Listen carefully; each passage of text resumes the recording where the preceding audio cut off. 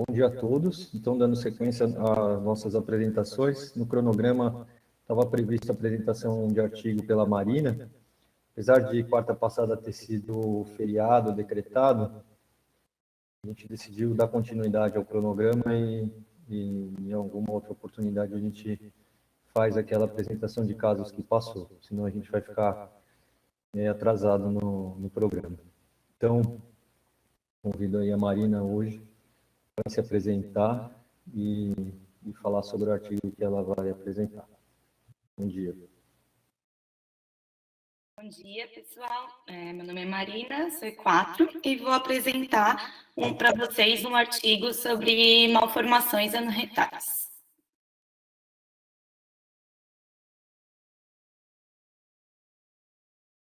Pode passar, professor. Pode passar, professor.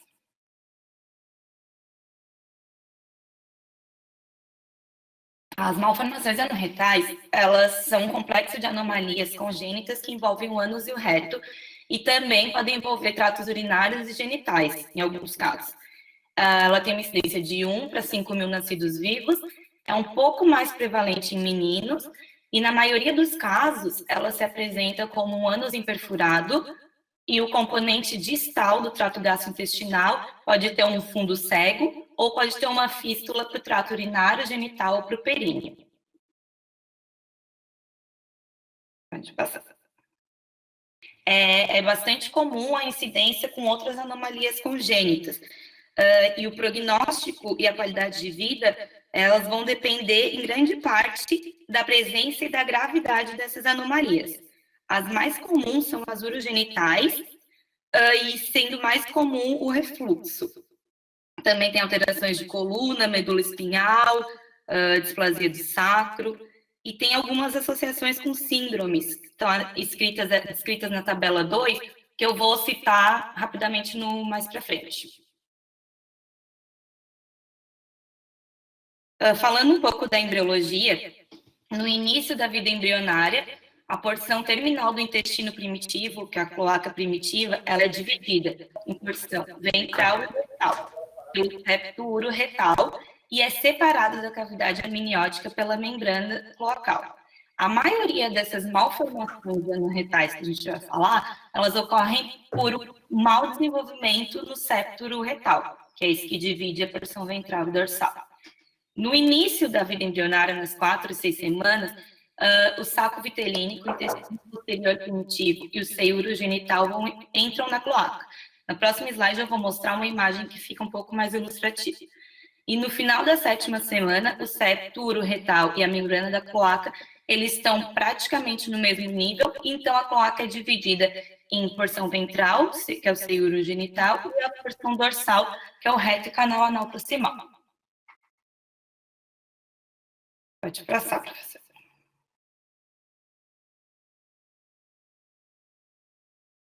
Aqui essa imagem ilustra um pouco do que eu falei anteriormente. Ali no número 3 é a cloaca, no 2 é a membrana da cloaca e o 4 é o septo uroretal. Na segunda imagem eles estão mais ou menos no mesmo nível e na última imagem mostra a divisão do seio urogenital, que é o número 7 na porção ventral, e na porção dorsal, o 8 e 9, que corresponde ao reto e o ânus. Então, aqui só para a gente, essa imagem é importante, só para a gente ficar mais um tempinho nela, para dar tempo de todo mundo olhar. Aqui seria a parte que vem do intestino, né, intestino posterior. Aqui a alantoide, que vai lá para o saco vitelino. E tudo faz parte do mesmo componente, né? Tanto o intestinal quanto o urogenital. Veja aqui, ó, vai dar bexiga, aqui a gente vê o ureter, né? Na verdade, o ducto mesonéfrico, e aqui o broto o ureteral, dando origem ao metanéfrio, que vai subir. Não vai subir. E aí, esse septo é um tecido mesodérmico que divide, então, né, o septo uroretal, né? Porque ele divide a parte urológica do reto.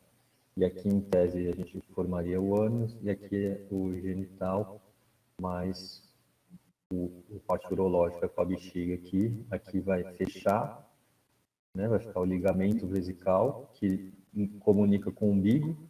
Por isso, quando a gente mexe no umbigo assim, dá aquela coceirinha no umbigo, a gente sente uma vontadinha de fazer xixi, porque é ligado, né? Ligamento vesical.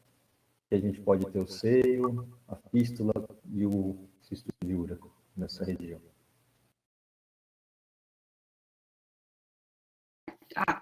E a apresentação pode ser de duas formas, e isso vai depender do momento em que ocorreu essa malformação, essa alteração no desenvolvimento do cérebro.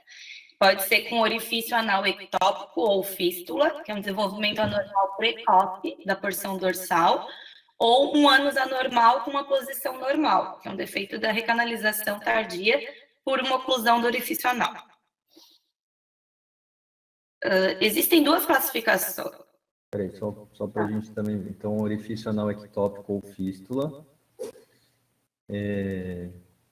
porção dorsal da cloaca e da membrana cloacal. Envolvimento anal. Você vai mostrar, né? Só para a gente ir fixando as coisas. Mas eu vou mostrar alguns casos também, daí aparece. Tá. Legal.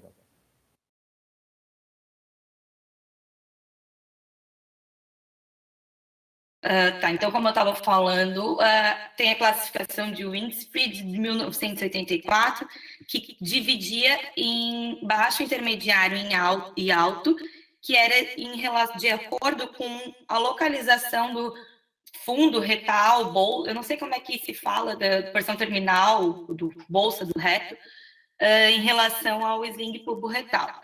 E utiliza categorias especiais para outras malformações da cloaca e algumas outras que são mais raras.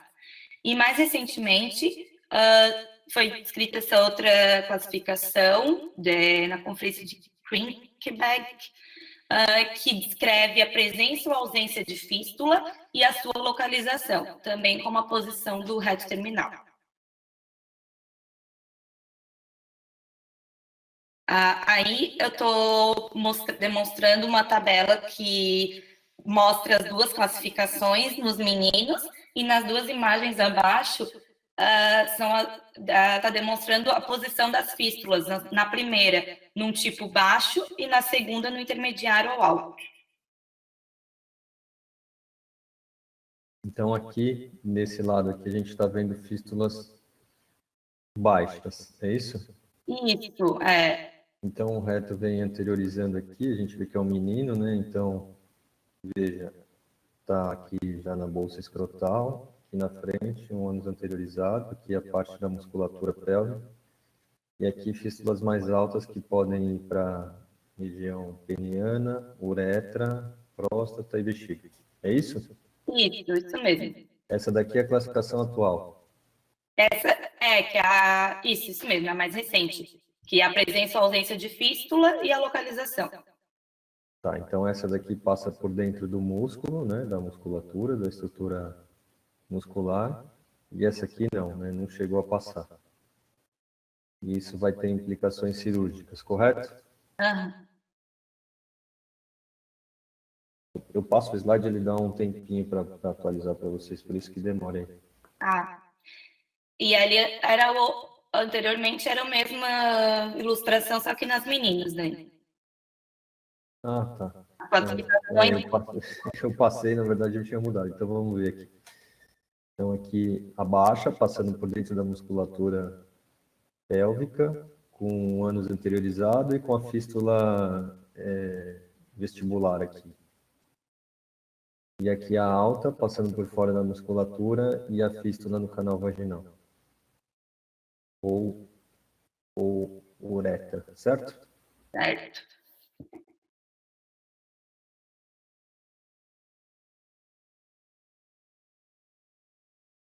Agora eu vou falar um pouquinho do papel da imagem no diagnóstico dessas malformações. O diagnóstico feito pré-natal ele é raro, é mais comum feito ao nascimento. Uma imagem da bexiga distendida no paciente oligodrâmino é indicativo.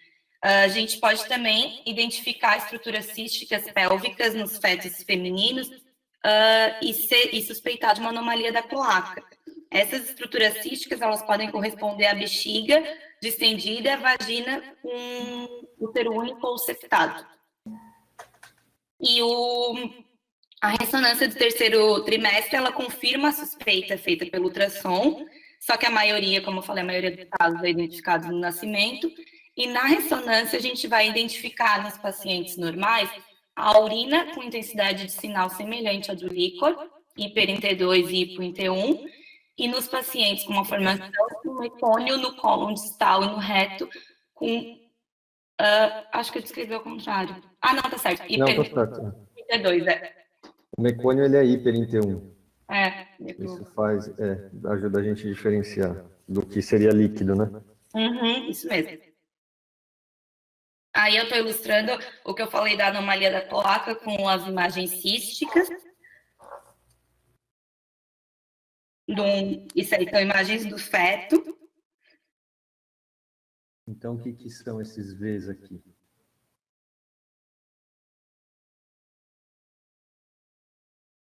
Alô? Alô? O que são esses Vs aqui? São essas imagens císticas e na última imagem ali está deslocando a bexiga. Tá. Está deslocando anteriormente. Ok. Então, aqui a gente vê que no T1 tá hiper, seria o mecônio, nessas imagens císticas, certo?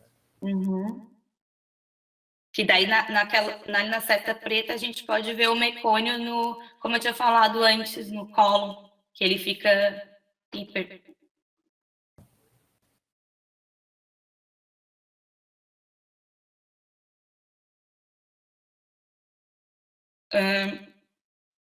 Tá. E é importante a gente detectar essas alterações, principalmente para estabelecer a indicação de uma colostomia precoce.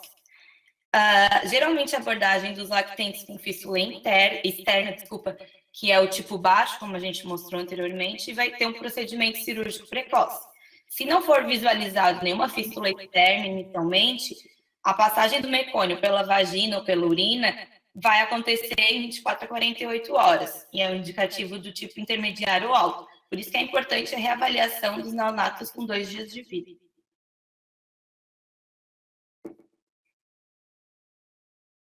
Então, a fístula externa, procedimento cirúrgico precoce. Quer dizer, se a fístula estiver externa, a gente está imaginando que é um tipo baixo, então passa por dentro do músculo. E se não tiver fístula externa, não passa por dentro do músculo, a gente vai ver mecônio saindo pela vagina ou urina, certo? Isso. Então, peraí, como é que ele discute isso aqui no artigo? Como assim, professor? Porque, veja, outro dia a gente teve um caso desse aí. Aí nasceu uma criança lá com anos anteriorizados. E atresia de esôfago. Vocês lembram desse caso, não? Quem estava abordando? E aí eles queriam saber como é que faria um enema ou uma avaliação do intestino, porque não tinha gás, era uma atresia de esôfago sem fístula, então não tinha gás nenhum no intestino. E aí a pergunta era, eu não estou conseguindo ver o reto, eu não consigo ver com o gás, fazer aquela imagem próxima ou metana para ver aonde está o reto. E aí eles queriam saber com a gente de fazer um contrastado, mas teria que ser um enema, né? Porque a gente não tem a parte proximal. E é o que a gente falou, não tem que fazer nenhum exame de imagem.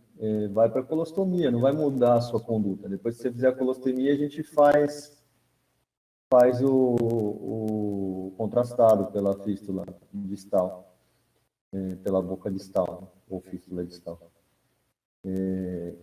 Então, a gente vai discutir o papel da imagem. Tá? O artigo está colocando que a gente tem que fazer a imagem, mas nem sempre a gente tem que fazer a imagem. Porque, veja, Isso aqui, o que você colocou aqui, é o mais importante de tudo.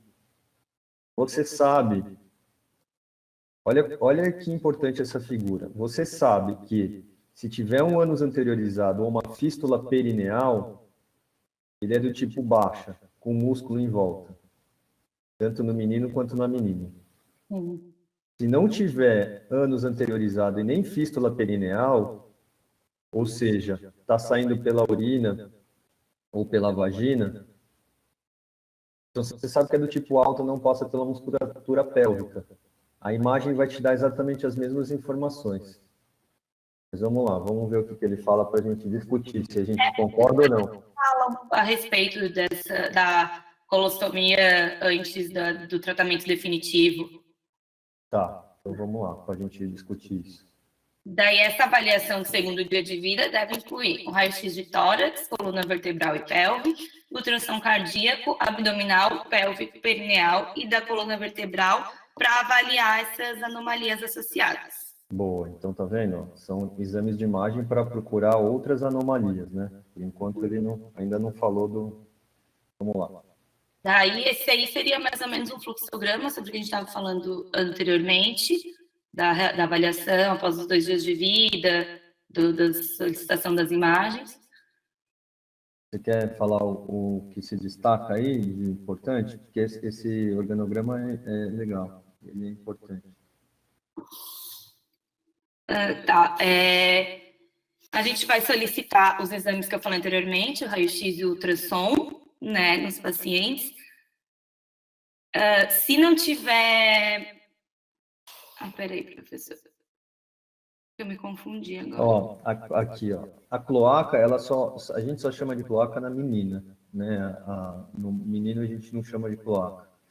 Então, basicamente aqui, ó, na menina, quando é do tipo baixo, cirurgia operation, perineal operation. Então, faz a cirurgia. E uma uretrocistografia miccional, então, via urinária, ele sugere aqui. Para ver a parte urinária. E aqui no tipo alto, que tem cloaca, faz a colostomia, e também vem tipo alto, vindo do menino, uretrocisto miccional, se não feito anteriormente, colostografia com alta pressão, ressonância pélvica e ressonância de coluna. Então, no tipo alto, que você não vê o reto exteriorizando, ele sugere aqui uretrocisto miccional, contrastado high pressure deve ser com sonda, um balãozinho que você consegue injetar contraste e fechar a pressão pela fístula, né? Então isso aqui já é pós-operatório, então você injeta o contraste pela fístula da colostomia com um balãozinho e com alta pressão, ressonância pélvica e ressonância de coluna. Isso aqui tudo é questionável, tá? Aqui talvez ele esteja sugerindo já após a cirurgia, prospectiva, colostomia, prospectiva. Faz a colostomia e depois faz a avaliação pós-cirúrgica. Aí sim, a avaliação pós-cirúrgica para você ter uma ideia da anatomia para reconstruir a parte de baixo, porque eles vão ter que fazer um novo ânus. Vão ter que fazer um ânus com um novo esfíncter anal, né? E aqui no menino, também se não tiver fístula visível é do tipo alto, vem para esses mesmos critérios aqui, faz a colostomia e depois se faz a uretrocisto, o enema e a ressonância. E no tipo baixo, cirurgia perineal, né, para correção do ânus e a uretrocisto miccional. Então você vê, pouco exame, né?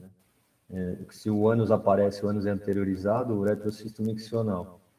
Se o ânus não aparece e tem fístula alta com saída de mecônio pela urina ou vagina, aí faz a cirurgia e depois faz o exame, se necessário. Aí... É isso que eu estou falando, tá certo, Marina?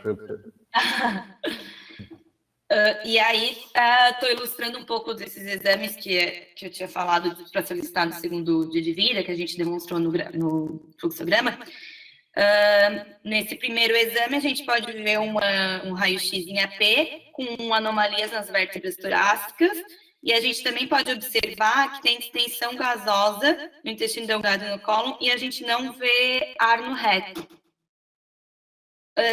Na segunda radiografia em perfil, a gente vê a fusão de algumas vértebras do sacro, e na última radiografia do tórax, a gente vê uma destrocardia, algumas costelas displásicas e alteradas ali à direita, e esse era um paciente com sindrômico também, que foi depois submetido a uma cirurgia para atresia de esôfago.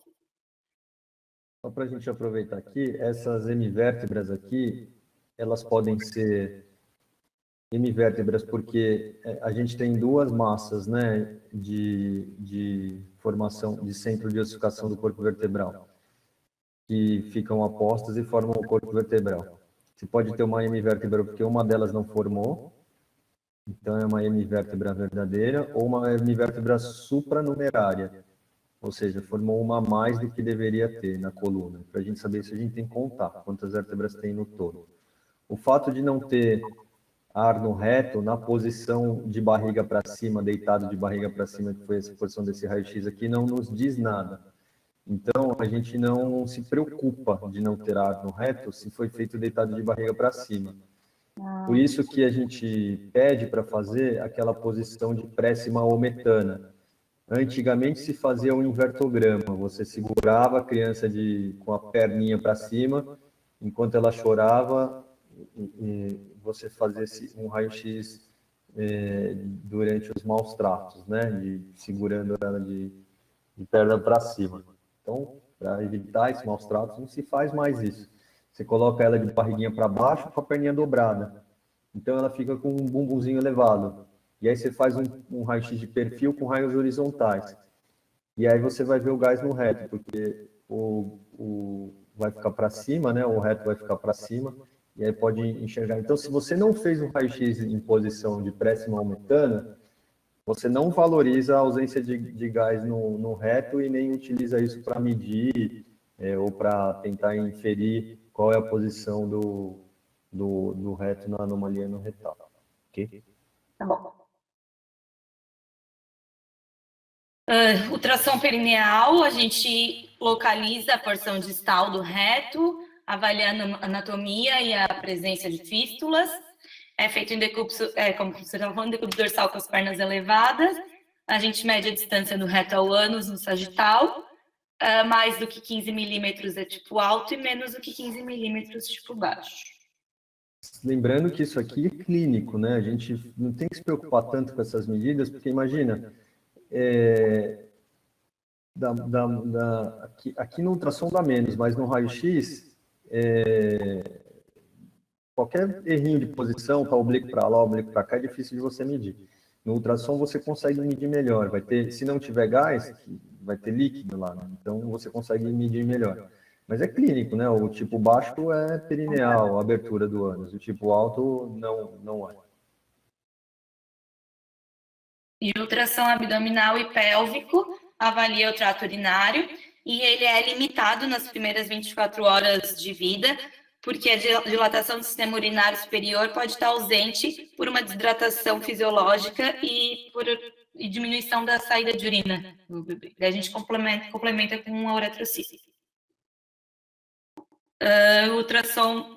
Opa!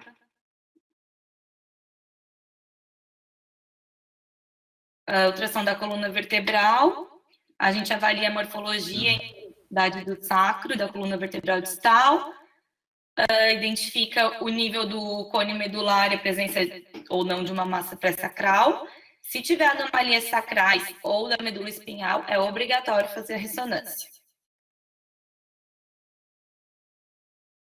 Tem um delayzinho aí para passar o slide. Às vezes eu acho que é na internet que vai cair. A uretrocistografia miccional é mandatório nos pacientes que têm alterações renais ou vesicais no ultrassom, ou se tem alguma suspeita de fístula. A gente administra o contraste hidrossolúvel intravesical através do catéter e avalia a presença de anomalias congênitas do trato urinário, que é, como eu tinha falado anteriormente, o principal é o refluxo.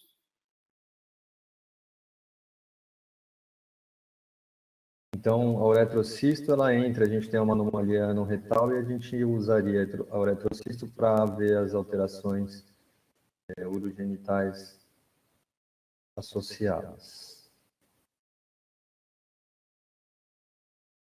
Tá, daí a abordagem, que eu até tinha citado rapidamente, no tipo baixa, vai ser feita a cirurgia no segundo ou terceiro dia de vida, vai ser feita a colostomia se tiver malformações graves associadas, e a intermediária ou alta é feita uma colostomia descendente no terceiro dia de vida para permitir a alimentação.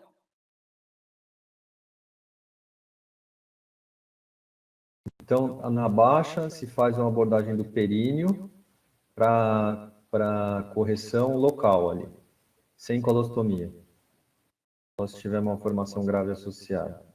E na intermediária ou alta, já vai direto para a colostomia, que foi o nosso caso ali, né? A gente falou, olha, não tem ânus aparente, não tem como fazer o enema, não, tem uma atresia de esôfago sem fístula, então não tem como fazer trânsito, mas também não tem necessidade, porque a conduta não vai mudar. A conduta, se você não vê nada ali, é fazer a colostomia e depois você cuida de cima lá, da atresia primeiro. Depois você cuida da parte anorretal embaixo. A colostografia distal de alta pressão é a técnica de imagem mais eficaz para demonstrar as fístulas. A gente injeta contraste hidrossolúvel no catéter de Foley inserido na colostomia distal, e ela é feita junto com a ressonância de pelve da coluna nos pacientes com malformação anorretal intermediária ou alta, antes do procedimento cirúrgico definitivo.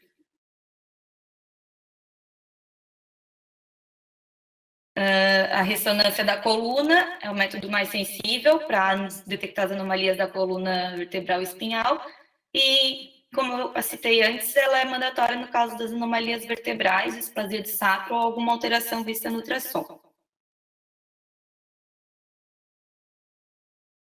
Falando um pouco da musculatura pélvica, o prognóstico final do paciente vai depender do grau do desenvolvimento dessa musculatura. A ressonância avalia a morfologia, o grau de desenvolvimento dos músculos esfincterianos antes da correção definitiva. O assoalho pélvico possui o músculo levantador do ânus, que é o principal, né, que é subdividido em coccígio, iliococcígio, pubococcígio e pubo retal.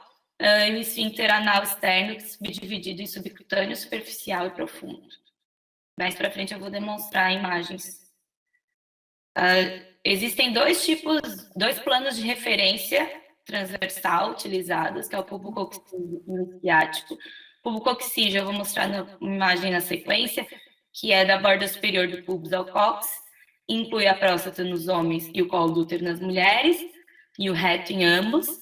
E o isquiático, através das tuberosidades isquiáticas, inclui a base do pênis, esfíncter anal, e é traçada uma linha entre os isquios, que divide o períneo em dois triângulos, o anterior ou urogenital e o posterior ou anal. Essa é a demonstração do pubococcígio, com ali no peito, é a borda superior do sínfise pubis, que é ligada, que é traçada uma linha, né, até o cóccix, que é o C, que é a referência mais importante para avaliação da musculatura pélvica. Então, nesse plano, o que a gente precisa ver? Só uma dica aí para vocês quando for apresentar, quando tiver assim alguma coisa que você tenha uma descrição como essa aqui, que a gente precisa acompanhar a descrição para entender a imagem, separa o pubococcígio e isquiático em 12 slides. Num slide deixa só o pubococcígio e já a imagem, para a gente poder ver a descrição e a imagem junto, e no outro o isquiático e já a imagem para a gente ver junto. Então, vamos entender esse pubococcígio aí. Para que ele serve? Então, o músculo pubo-retal aparece como uma borda triangular hipointensa com bordas regulares e largura uniforme circundando o reto posterolateralmente. Para que a gente traça esse plano aí, Maria? Para a gente avaliar a musculatura. E como que a gente avalia por ele? O que é esse vermelho aqui passando perpendicular no plano da próstata?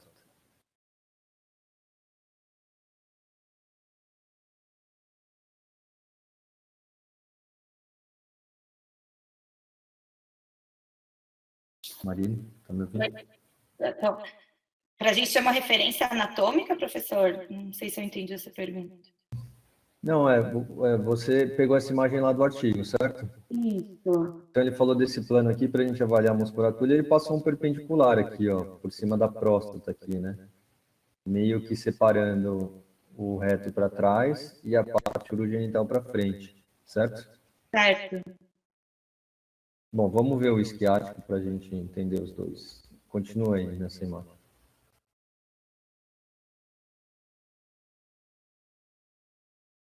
Professor, não, Não passou? não se Agora aparece foi. me conectando. Agora foi, não foi? Ai, peraí que eu estou reconectando. Ah, tá bom. Deu. Estou na mesma imagem. Agora a gente está com 4 imagens de ressonância. Peraí que para mim não passou.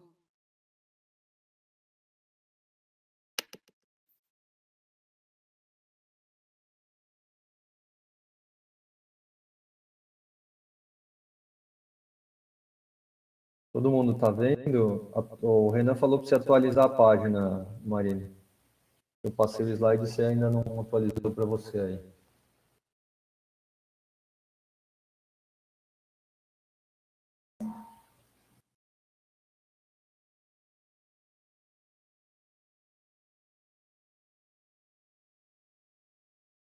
Deu. Ah, tá. Agora apareceu para mim. Que nessas imagens aí é um pouquinho da musculatura pélvica, do assoalho pélvico normal. Na primeira linha axial, no T2, mostra o reto circundado pelo músculo pubo retal ali nas setinhas pretas. Na segunda imagem, que é a do lado, mostra na seta preta o esfíncter e caudamente o reto e o canal anal. Então, tem que situar dentro do esfíncter. Na seta branca, a gente pode ver os músculos perineais superiores. Na primeira imagem de baixo, a gente vê o músculo elevador do ânus naquelas pontinhas de seta preta. Ele suporta o assoalho pélvico e o reto e o canal anal penetram ali na ponta seta, que é no esfíncter. E na última imagem, a gente vê uma imagem sagital dos músculos esfincterianos nas setas brancas e ali na estrelinha ampola retal, que está como se tivesse apoiado, assim, descansando, numa estrutura curva do músculo elevador do ânus, que é essa ponta de seta preta. Muito bom.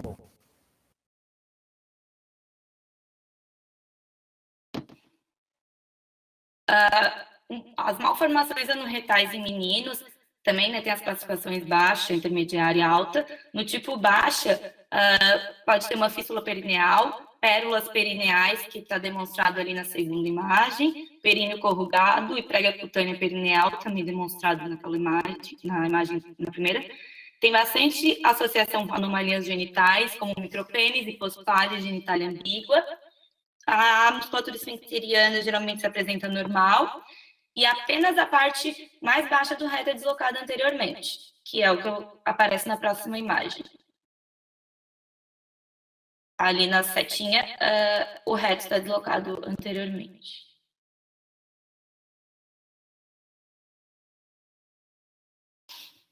E aí é uma outra imagem que mostra alteração do tipo baixa.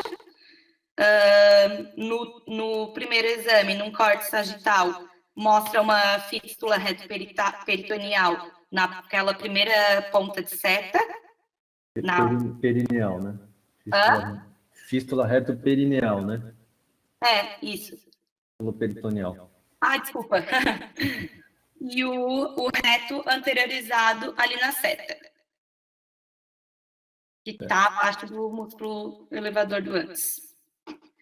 E na axial, ali na seta, a gente vê o bom desenvolvimento do esfíncter. Perfeito.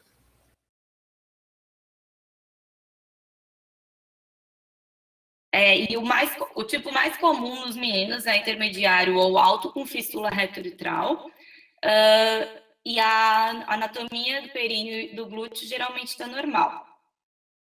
Na comunicação reto-urinária alta, que pode ser com a uretra, próstata ou bexiga, a musculatura geralmente está assimétrica e atrófica e tem anomalias do trato gastrointestinal e displasia sacral, geralmente associadas. Essas imagens estão demonstrando uma intermediária ou alta. Na primeira, a imagem mostra essa fístula reto-uretral ali na seta. Na segunda imagem, que é um corte sagital em T2, mostra na seta branca o fundo, a bolsa do reto, terminando no nível do músculo levantador do ânus, e a fístula na seta preta, que se estende anteriormente para a uretra bulbar. E na última imagem, num corte axial, na seta branca, mostra o reto e o ânus localizado anterolateralmente, e o músculo pubo-retal ali nas setas pretas, assimétrico e um pouco subdesenvolvido. Pergunta para todo mundo que está no chat aí, hein? Valendo participação na aula. Por onde foi injetado este contraste para fazer este exame? Tem que pensar um pouquinho, hein? Como é que fez esse exame aqui, ó? Por onde que administraram esse contraste? Valendo a resposta. Não, você não, Marina. Tem que responder sem interrogação. Você tem que responder como se fosse sua resposta.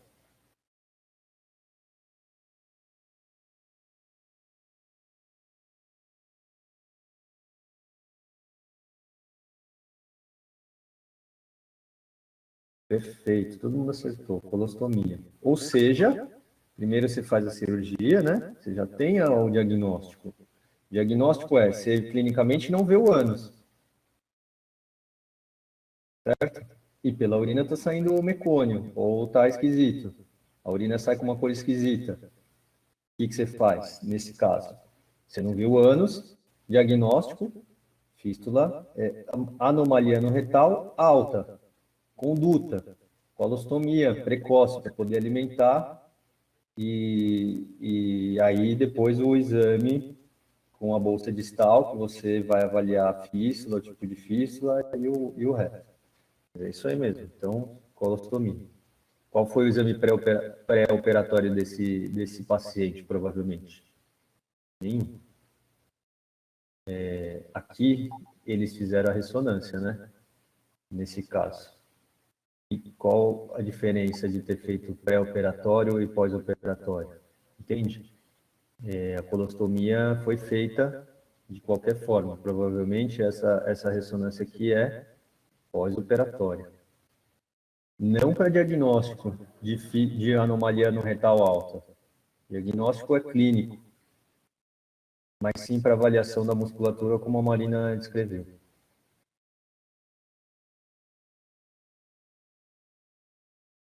E agora, falando um pouco das malformações anorretais nas meninas. Nas meninas, a inspeção do períneo já vai te permitir identificar uma fístula vestibular perineal, que seria o tipo baixo. A fístula retovestibular é a mais comum, está ilustrada naquela figura. O reto e a vagina são separados e tem alta prevalência de refluxo vésico-ureteral. a musculatura vai estar normal. Na anomalia da cloaca, vai ter uma abertura externa única no períneo, com confluência do reto distal, vagina e uretra. A musculatura vai estar atrófica e é importante identificar o comprimento do canal comum. Se for menor comprimento, melhor prognóstico e menor prevalência de anomalias associadas. Tem alta prevalência de anomalias genitais, com duplicação do trato genital, septação do útero e vagina, hidrocolpos. E eu vou mostrar a imagem exemplificando isso que eu falo. Em meninas, você vê que no menino a gente não chama de cloaca, né? Só na menina, porque na menina permanece. No menino vira uretra, bexiga, né? Então vira a parte urológica.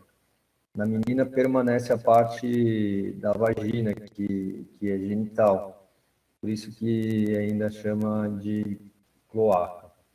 E aí, vocês vejam, ó, a Marina vai mostrar, é importante identificar o comprimento do canal comum. O canal comum seria o tamanho que é único entre vagina e saída do reto. Então, quanto maior o canal comum, significa que é mais alta a fístula, a junção do reto na vagina. Quanto menor o canal comum, ou seja, a fístula é mais baixa, mais próximo do vestíbulo da vagina, mais fácil de operar. O pessoal da cirurgia pediátrica tentou fazer comigo, me pediu uns ultrassons aí perineais e pélvicos, e aí eu fazia e tentava medir por esse ultrassom o tamanho desse canal comum. Não é fácil, viu? Não é fácil por ultrassom. Mesmo linear, com a criança pequenininha, você põe bastante gel, faz um colchãozinho de gel e tenta medir. É uma linha muito fina, a linha do canal vaginal e a linha do ânus. E é muito difícil de você ter certeza onde elas estão se encontrando, porque elas vão paralelas e é difícil saber exatamente a medida. O que eles fazem, em geral, eles queriam fazer esse diagnóstico pelo ultrassom, a gente fez alguns pacientes. Alguns bateram com o achado cirúrgico, outros não. Então, não sei se também foi curva de aprendizado, mas é muito difícil. Normalmente, eles fazem um contrastado intraóptico. Então, durante a cirurgia, eles vão injetando contraste nas fístulas e vendo o tamanho, para identificar o tamanho do canal comum. Se o canal comum for curto, eles fazem a cirurgia num tempo só, a reconstrução. Se for comprido, aí eles têm que fazer em 2 tempos. Tá, agora uma imagem ilustrando. Na primeira imagem, a gente identifica nesse ter um fecaloma, e na seta é a posição normal do ânus, onde deveria estar, né? Na imagem do lado, na imagem axial em T2, a gente mostra ali na setinha o reto e o ânus deslocado ventralmente, deslocado anteriormente, né? E na imagem abaixo, a gente mostra o esfíncter posterior à fístula, ali na setinha. E essa imagem eu estou demonstrando a anomalia da cloaca na menina, no primeiro na uretrocisto. A gente pode ver na seta o enchimento da bexiga, mas a gente vê que o fundo do reto, a bolsa do reto, não está preenchida pelo contraste. Na segunda imagem, na ressonância em T2, sagital, a gente vê a bolsa do reto, o reto terminal, acima do nível do músculo pubo-retal, que é ali onde está apontadinha a seta branca. E a gente pode também perceber que tem uma displasia do sacro associada ali nos ossos. E na última imagem, um corte axial que mostra uma abertura externa e um esfíncter hipotrófico nas setas brancas.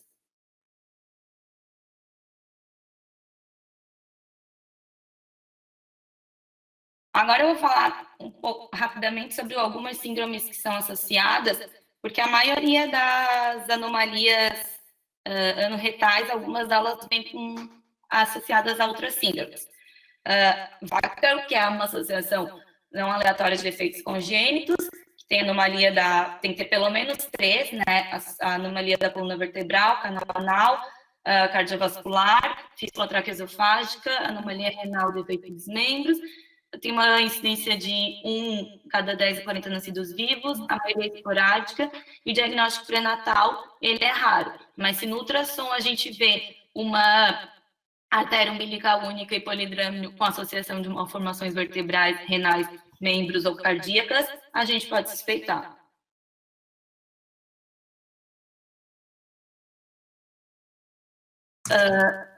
Em crianças com malformações anorretal e anomalias associadas, elas podem ser fatais nos primeiros dias de vida. Então, por isso que a gente tem que fazer uma colostomia prospectiva, que a gente falou antes. Tem alta prevalência de disrafismo espinhal, síndrome do cordão amarrado e alterações geniturinárias. A ressonância da medula espinhal é mandatória.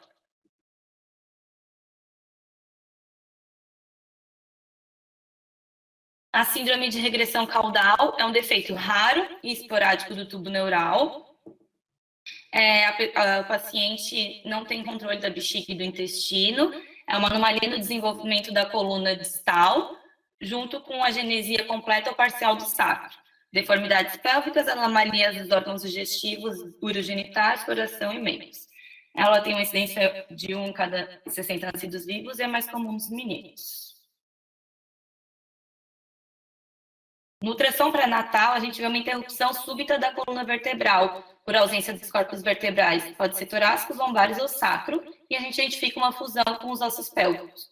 Depois do nascimento, a gente faz a ressonância, identifica malformações anais de tipo alto com músculos esfincterianos subdesenvolvidos, atróficos e simétricos.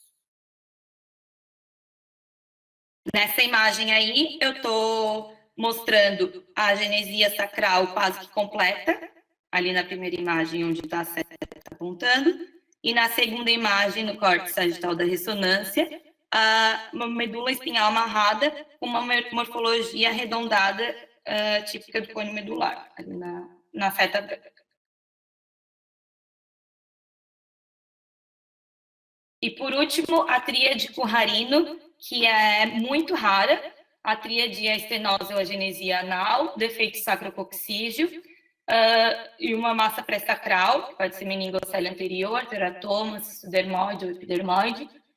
Ela é resultado de um defeito no desenvolvimento da notocorda nas fases iniciais da embriogênese e levando a uma separação incompleta das camadas endodérmica e ectodérmica, com falha ventral da fusão vertebral e persistência da comunicação entre o intestino e o sacro na coluna vertebral. O paciente tem uma constipação intratável. Então, a tríade é estenose ou agenesia anal, defeito sacrococcígeo e uma massa pré-sacral. Pode ser uma meningocele, um teratoma, um cistodermoide, epidermoide. Recordando, tá? Uhum. É um slide bom para a gente fazer uma questão de prova no futuro, né? Esse tríade de Currarino. E para finalizar, o artigo concluiu que as malformações anorretais são um grupo complexo de anomalias congênitas, que envolve o ânus e o reto, e elas são resultado do desenvolvimento anormal do septo uroretal. Na conferência de Quickenbeck, em 2005, foi estabelecida aquela nova classificação para as malformações, que tem como base não só o nível da bolsa retal, mas também a presença ou ausência de fístula e a sua localização. Muito bom. Bom, aproveitamos. Quer fazer mais algum comentário, Marina? Pode passar, tem mais um slide. E que as imagens são muito importantes para a avaliação dessas malformações, que nos primeiros dias de vida, os achados clínicos e de imagem, eles facilitam a classificação precoce, permitem a decisão de realizar uma colostomia imediata. E nas crianças com tipo intermediário e alto, a ressonância pélvica pré-operatória, no caso foi discutido, né, permite a avaliação precisa da morfologia e do grau do desenvolvimento da musculatura, que é o que vai interferir no prognóstico final. E essas informações ajudam a orientar as equipes médicas e cirúrgicas quanto ao prognóstico pós-operatório da continência. Então, nesse momento, a gente discorda um pouco do artigo, né? Porque os achados clínicos são fundamentais. Se você conhece a embriologia, você sabe como funciona a baixa e como funciona a alta. E, clinicamente, você consegue ter todas as informações. Então, isso não deve ser o determinante para a cirurgia. A gente sabe que na baixa você tem ali por onde exteriorizar o mecônio, você pode fazer a cirurgia ali perineal apenas, sem ter que fazer a colostomia. E na alta você vai ter que fazer a colostomia de qualquer jeito. Então, a reconstrução da parte baixa, você vai ter que fazer uma reconstrução anal. Você sabe que o músculo pode estar atrófico, pode estar assimétrico, que o reto não passa por dentro do músculo. Invariavelmente, você vai ter que reconstruir um esfíncter. A ressonância, ela pode ajudar a você ter essa avaliação, mas ela não é mandatória, tá? Ela não é mandatória. A uretrocisto talvez seja até mais importante e interessante para você ver as alterações urológicas associadas, refluxo, etc. A fístula você faz diagnóstico clínico. Então, pré-operatório, um raio-x simples na posição de pré-small metano te ajuda a ver o gás e até onde vai o gás e ter uma ideia mais ou menos da altura da fístula. Se não tiver, tem problema também. Pode fazer, se for baixa, faz a cirurgia perineal, se for alta, faz a colostomia, e depois da colostomia faz o colostograma, que pode ser com a sondinha de Foley injetando contraste com pressão mais alta para ver fístula, e a ressonância. Mas a ressonância seria pós-operatória, se necessário. Se o cirurgião quiser ver a anatomia da musculatura, mas ele já sabe o que ele vai encontrar. Ele vai encontrar um músculo meio atrófico e vai ter que reconstruir o esfíncter. Então, o conhecimento embriológico é fundamental, porque com ele você sabe o que você vai esperar no exame e você entende melhor se você tem que fazer o exame antes ou depois da cirurgia, em geral depois, ou se realmente precisa do exame. Os exames mais importantes são os exames para procurar outras malformações e, eventualmente, o uretrocisto para ver alterações de refluxo, alterações da urina. Certo, pessoal? Certo. Dúvidas?